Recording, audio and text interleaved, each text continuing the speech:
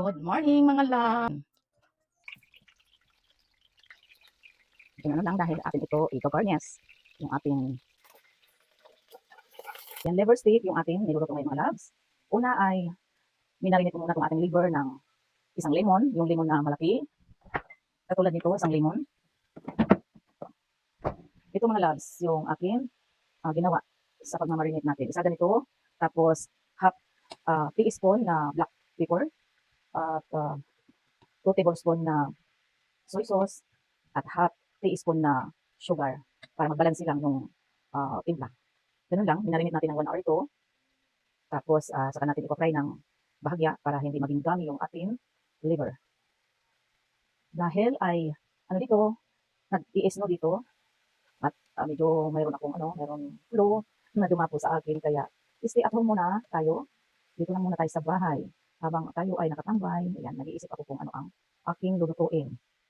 Dagdagan natin ang ayan mga loves. Madali lang to lutuin. Kung mayroon kayo nagpaka-stock dyan ng mga pork liver, ito ang gawin niyo mga loves. Dahil madali lang itong lutuin. Ang inaano ko dapat dito sa igado, pero wala akong nakita na dyan, pork meat.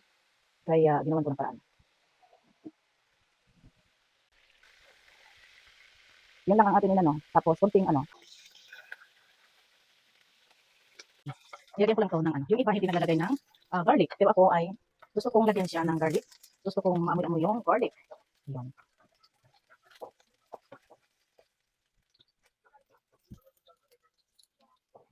At isusunod natin yung kunting onion. Ayan.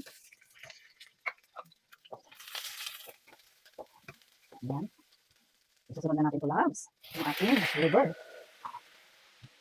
At susundan natin yung ating pinagbabaran. Ito yun. Yung sauce ng ating pinagbabaran.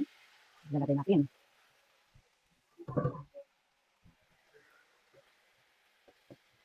Natin ng pampalasa.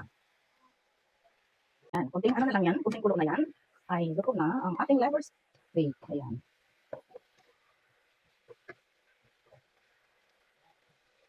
Ayan siya. Wow. Lasang-lasa na itong loves.